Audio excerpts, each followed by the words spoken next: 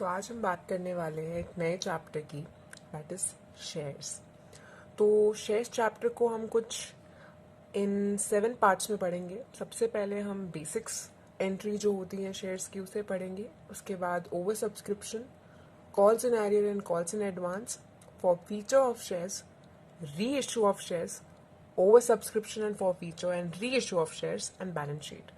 Exam point of view से सबसे ज़्यादा मार्क्स ये कैरी करता है। That means this is the most important topic that we have to study. उसके अलावा ये दोनों भी काफ़ी इंपॉर्टेंट टॉपिक्स होते हैं जिसके बिना आप अपना ये टॉपिक नहीं कंप्लीट कर सकते। बैलेंस शीट जनरली 4 या 3 मार्क्स के क्वेश्चंस में आती है, तो उसे भी पढ़ना इम्पॉर्टेंट है। तो स्टार्ट करते हैं अपने बेसिक्स शेयर्स की जो जर्नल एंट्री होती है उनसे। तो अगर बात करें कंपनी अकाउंट्स की, तो कंपनी शेयर्स इशू करती है अपने कैपिटल रेज करने के लिए।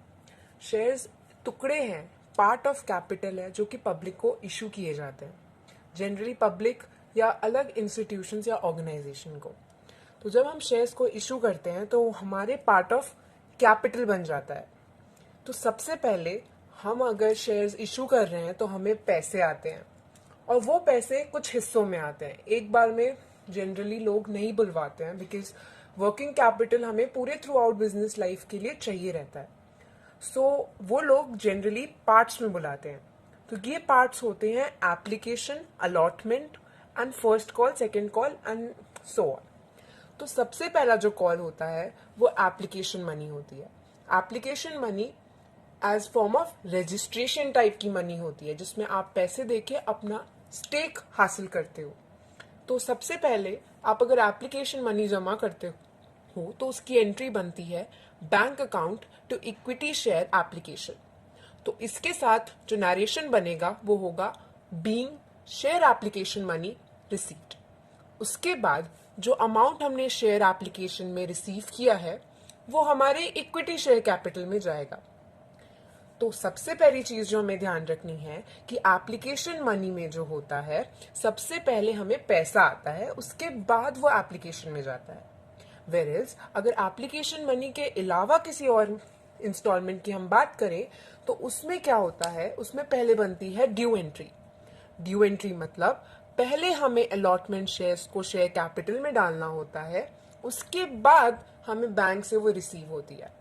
इट्स काइंड ड्यू एंट्री इस तरह की चीज होती है जिससे हमें पता चलता है, मतलब शेयर होल्डर्स को पता चलता है कि हम उनको पैसे देने हैं, और वो अपने नेक्स्ट अलॉटमेंट के पैसे जमा करके देने शुरू कर देते हैं। और यहाँ पे जो नरेशन बनती है वो होती है बीइंग अलॉटमेंट अमाउंट ड्यू, और यहाँ मिलता है शेयर अलॉटमेंट मनी रिसीट। तो जनरली जो शेयर अगर हमने इशू किए हैं उसका अगर पर यूनिट कॉस्ट 10 रुपीज है, तो एप्लीकेशन फॉर एग्जाम्पल 2 रुपीज है और 10,000 शेयर्स हैं। तो 10,000 शेयर्स आए हैं और 2 रुपए एक अमाउंट है, तो 10,000 इंटू 2 20,000 हो जाता है। तो वैसे ही सो ऑन अलॉटमेंट के अलावा भी बाकी कॉल्स के लिए भी एंट्री होती है। एज यू कैन सी यहाँ पे फर्स्ट कॉल का दिया हुआ है, equity share first call account to equity share capital account. तो ये जो था ये 3 रुपए का था पर शेयर, तो इसलिए इसमें 10,000 इंटू 3 किया है। तो बेसिक एंट्रीज जो शेयर में थ्रू आउट आपको काम आएंगी वो ये है। कभी कभी ऐसा केस होता है कि जैसे आपने पैसे तो बुलवाए इन दी ड्यू एंट्री, अलॉटमेंट की ड्यू एंट्री हमने की और शेयर होल्डर्स से पैसे मांगे, बट हर बार ऐसा नहीं होता कि हर शेयर होल्डर आपको इक्वल अमाउंट में पैसे दे दे या वो पैसे दे पाए आपको। ये ड्यू एंट्री 15 दिन पहले बनती है, उसके बाद सारे शेयर होल्डर्स अपना पैसा जमा करते हैं। बट सम टाइम कुछ शेयर होल्डर्स पैसे नहीं दे पाते हैं, कुछ शेयर होल्डर्स जो पैसे नहीं दे पाते हैं वो आते हैं इस अकाउंट में, कॉल्स इन एरियर्स अकाउंट। इसका मतलब है कि पैसे नहीं दे पाए हैं तो उनका पैसा अभी कॉल्स इन एरियर अकाउंट में जाके शेयर अलॉटमेंट में जाके ट्रांसफर हो जाएगा शेयर कैपिटल में।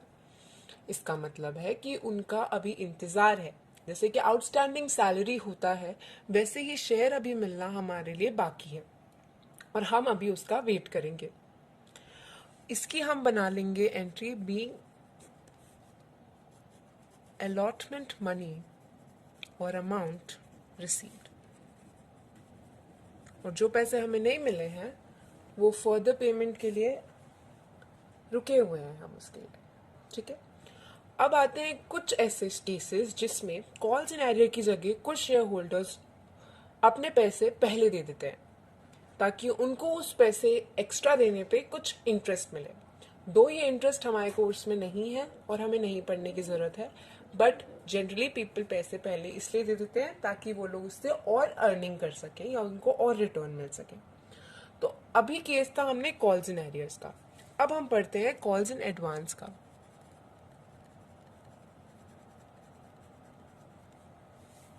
कॉल्स इन एडवांस की एंट्री जब बनाएंगे तो हम इतना ध्यान रखेंगे कि हमें वो पैसा बैंक में ऑलरेडी इंक्लूड हो चुका है। सो क्या होगा, क्रेडिटेड होगा। क्यों क्रेडिटेड होगा? बिकॉज कॉल्स इन एरियर्स तब होता है जब हमें बैंक से पैसा नहीं मिलता है, हेंस वो बैंक में इंक्लूड नहीं होगा। वेयरएज कॉल्स इन एडवांस जो है वो हमें मिल चुका होता है, दैट मीन्स कि वो अमाउंट हमारे बैंक में इंक्लूडेड होगा। तो हम नेक्स्ट स्टेप जो लेंगे टू इक्विटी शेयर अलॉटमेंट।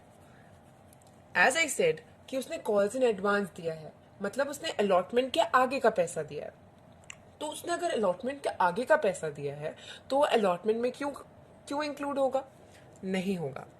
इसलिए वो इंक्लूड अलग जगह होगा, that is calls in advance account में। लेकिन ये यहीं जाके खत्म नहीं होगा, इसकी एक और एंट्री बनेगी जिसका हम एंट्री अभी यहां लिख देती हूँ। कॉल्स इन एडवांस डेबिट हो जाएगा फॉर दी, जैसे मान लो उसने अलॉटमेंट में फर्स्ट कॉल का पैसा दिया था, ठीक है। अब उसने फर्स्ट कॉल का पैसा तो दे दिया, पर जब फर्स्ट कॉल होगी तब उसको पैसा नहीं देना है। तो अगर हम फिर से बैंक में उसका पैसा लिख देंगे तो वो गलत हो जाएगा। हम लिखेंगे calls in advance bank account और उसके बाद to equity share first call. इसका मतलब हम ये दर्शाएंगे कि ये पैसा कॉल्स इन एडवांस अकाउंट में फर्स्ट कॉल के लिए पहले से ही जमा था और ये अब इंक्लूड हो जाएगा इक्विटी शेयर फर्स्ट कॉल में। तो ये थे हमारे कॉल्स इन एरियर और कॉल्स इन एडवांस की बेसिक एंट्रीज। उसके बाद हम कंटिन्यू करते हैं अपनी एक क्वेश्चन जिसमें हम इंक्लूड करेंगे सारी basic entries as well as calls in arrears and calls in advance.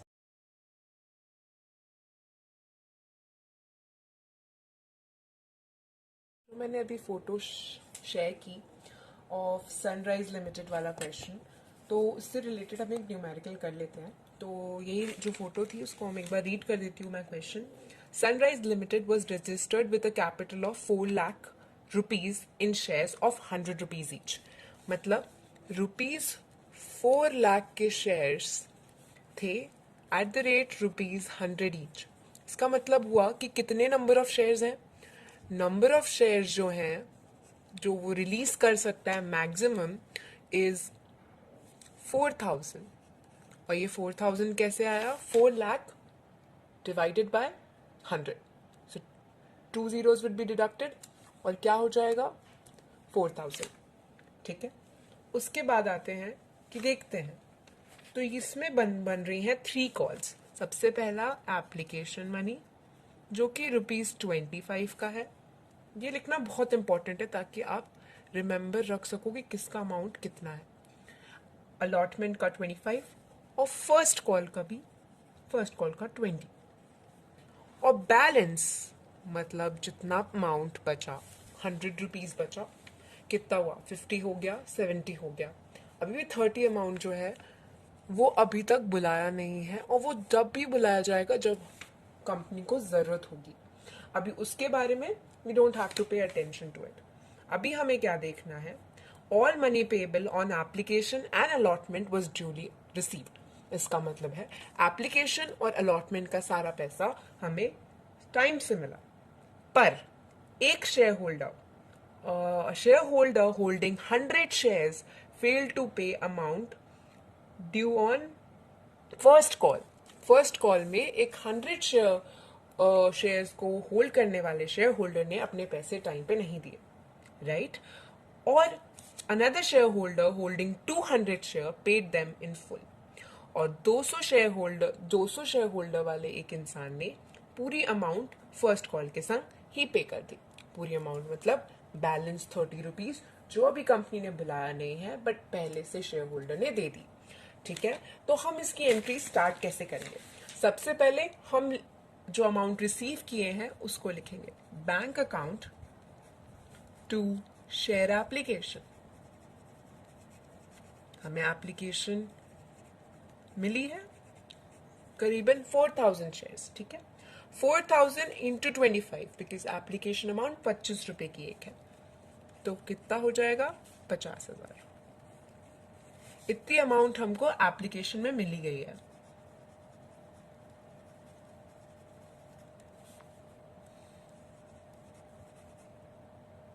Application.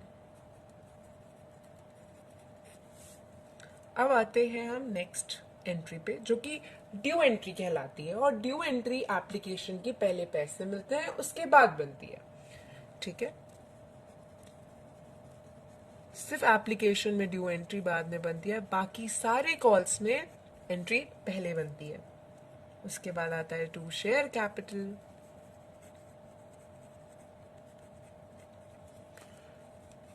वही अमाउंट ट्रांसफर हो जाएगी और यहाँ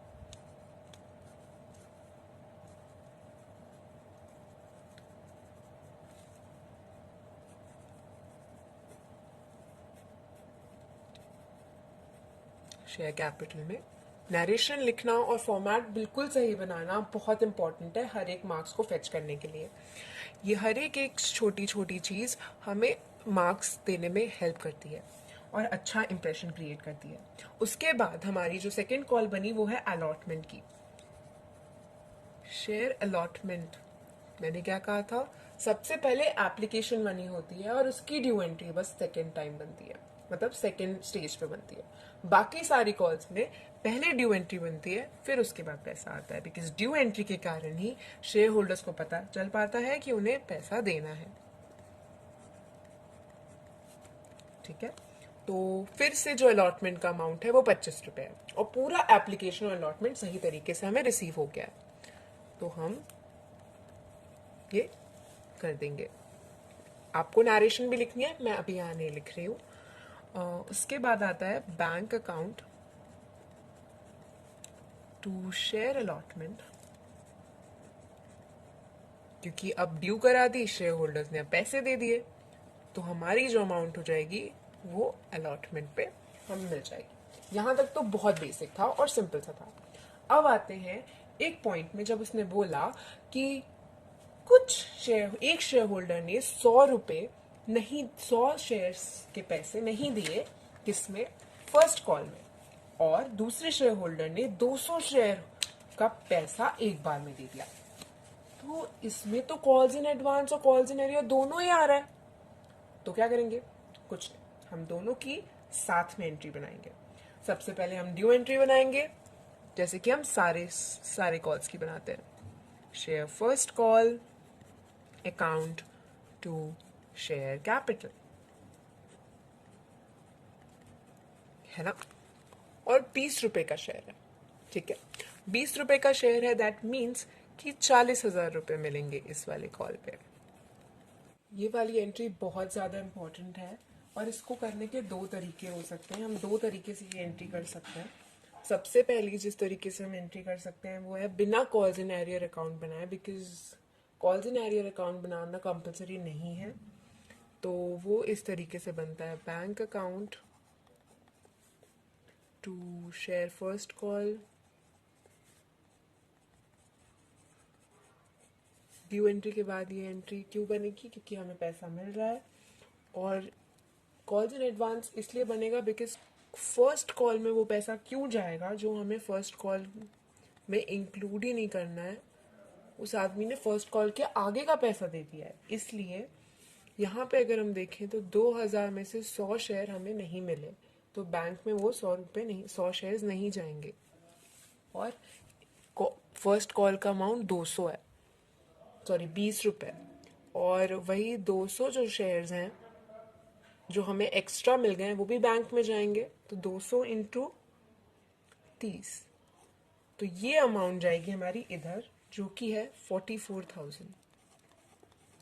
और फर्स्ट कॉल में कितना हमने मिल जाना था, हमें 1900 रुपये मिल गया है। तो 1900 शेयर्स का पैसा मिल गया है, तो 1900 शेयर्स का जो पैसा मिल गया है उसका हम अमाउंट लिख देंगे 1900 इंटू 20, तो जो हो जाएगा 38,000।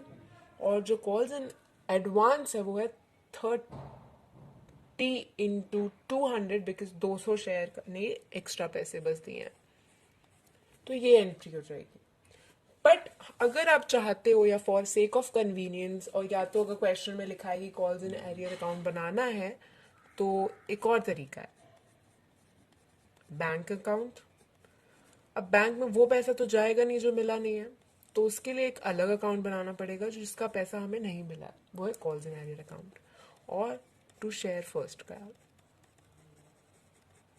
फर्स्ट कॉल के बाद कॉल्स इन एडवांस। बैंक में तो उतना ही पैसा जाएगा जितना पिछली बार गया था, और कॉल्स इन एडवांस भी उतना ही रहेगा। अंतर आएगा कॉल्स इन एरियर अकाउंट और फर्स्ट कॉल अकाउंट में। कॉल्स इन एरियर अकाउंट में वो अमाउंट जाएगी जो हमें मिली नहीं है, तो 100 रुपये इंटू 20, दैट मीन्स हमें 2000 नहीं मिला है। और शेयर कैपिटल में हमें इतनी बैंक से मिल गई है, और इतनी हमें अभी भी मिलना बाकी है। तो जितना अमाउंट हमने ड्यू एंट्री में डाला था उतना ही अमाउंट हम शेयर कैपिटल में यहाँ डालेंगे। 2000 शेयर, 20 रुपये पर शेयर, दैट मीन्स 40,000। तो यहाँ पे हमारा ये क्वेश्चन खत्म हो जाता है। बट फॉर एग्जाम्पल, अगर क्वेश्चन में दिया होता कि second call also have made further, तो अगर सेकेंड कॉल बनती तो उसकी ड्यू एंट्री के बाद हम ड्यू एंट्री बनाते सेकेंड कॉल की, उसके बाद हम क्या करते, बैंक अकाउंट में जो बाकी शेयर होल्डर्स ने पैसे दिए होंगे, और ये कॉल्स इन एडवांस आ जाता हमारा क्रेडिट से डेबिट पे। क्यों? क्योंकि पहले वो बैंक में इंक्लूडेड था, पर अब सेकेंड कॉल जब बनाई गई तो वो शेयर होल्डर फिर से पैसे नहीं देगा, उसके बदले वो कॉल्स इन एडवांस में उसका अकाउंट जो बना हुआ है वो कहाँ ट्रांसफर हो जाएगा, टू शेयर सेकेंड कॉल पे। That's it. तो यहाँ पे ये क्वेश्चन ऐसा ये वाली एंट्री नहीं मांगता, बिकॉज उसने कहा कि अभी तक सेकेंड कॉल नहीं बुलाई गई है, तो ये एंट्री की जरूरत नहीं है। But for sake of convenience और अंडरस्टैंडिंग मैंने आपको बता दिया है कि कॉल्स इन एडवांस का एक्चुअली वर्किंग कैसा होता है। पहले वो क्रेडिट होता है, और जब उसका पेमेंट का ऑब्लिगेशन आ जाता है या टाइम आ जाता है तो वो आके डेबिट हो जाता है। बस ये सिंपल सी बेसिक चीज़ याद रखनी है, और आज का ये क्वेश्चन हमारा खत्म हो जाता है। Thank you.